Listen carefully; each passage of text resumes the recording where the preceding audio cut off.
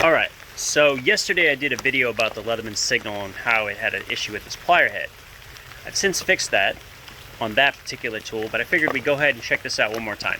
A friend of mine would like me to do a modification that involves another Leatherman Signal, so I figured we might as well, in the opportunity, to check yet another brand new tool. So we're going to unbox this and we're going to see if we have that issue with the plier head. I'm going to show you yet a new method to fix the plier head problem if you choose not to send it back to Leatherman. So we'll just have a little fun with that and go from there.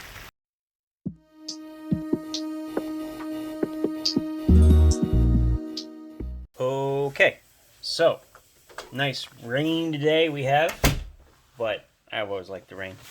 Anyway, so yesterday I opened up this and just demonstrated how you can fix the Leatherman Signal plier head. Now actually this one's, funny enough, now this one actually works better than my red one, so I must have done something right. Even when I squeeze real hard, still nice and loose. So we've actually fixed this completely. I ended up finishing this off and getting it to this point using something a little bit different than what I demonstrated with the tree. It's the same basic concept, but using a much finer, much harder material as something I'm twisting around so I could keep the plier head together. Anyway, so since we have the Leatherman Signal out, let's go ahead and use it to, oh, I guess I don't need this.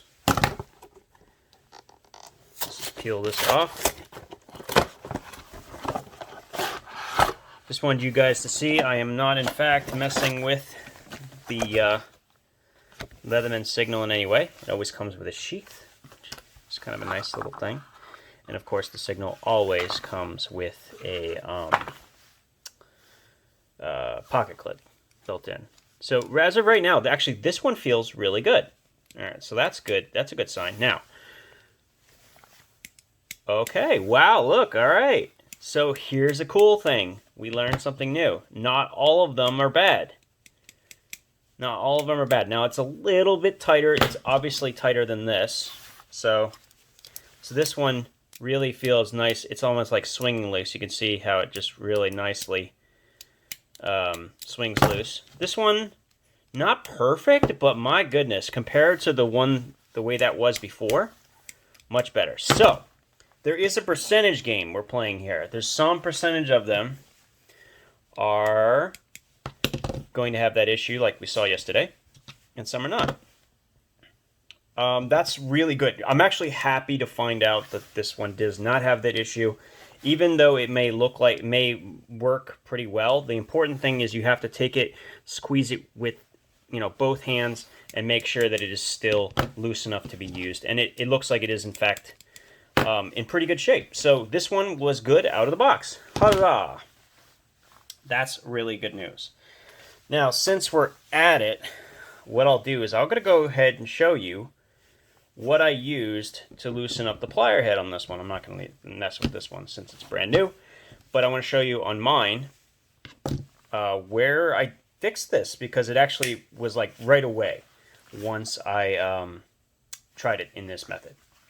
Alright, so this is a wire shelving rack. I have a couple of storage supplies in here.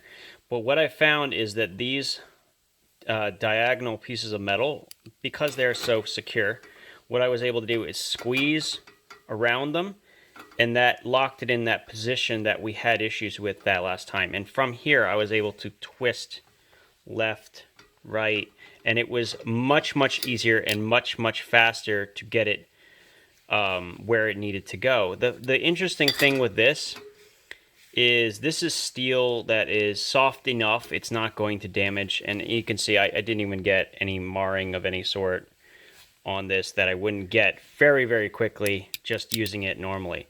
So that worked, and it fixed it very quickly. So you can use something thin like this that's very stable.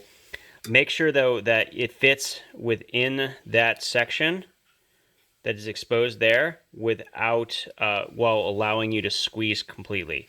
That means that when you start to bend it, it will be as close to the area of issue as possible. I'm not going to drag this video out much longer. There's a lot more work I need to do in this thing, but I'm not going to put it all in one single video. Thanks for stopping in. It turns out there are some Leatherman Signals or black oxide plier heads that come out and they're okay. Either they've fixed this problem and it's happened later. It's hard to tell. So that means that, so this is the 5th one. So 1 out of 5 was okay so far.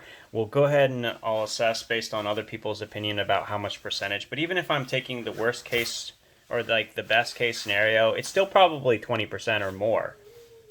And that's a lot to miss in QC, guys. It's a lot. So I'm hoping that Leatherman will realize just how important perception is. They're being held to the highest regard, not unfairly. It's because they're the best. So people expect to have the experience that they're told that they should have from family members and coworkers and so on. And this is the kind of experience you want to have. You want to open this up and go, wow, that's really cool. You know, that feels really comfortable and all that stuff. You want to feel that experience, and you really do get that in this particular situation. Yesterday when I opened mine, I didn't quite get that experience. But I have had that before, so it didn't dampen my spirits when I knew how to fix the problem. Either way, I hope this was helpful, kind of a fun little video.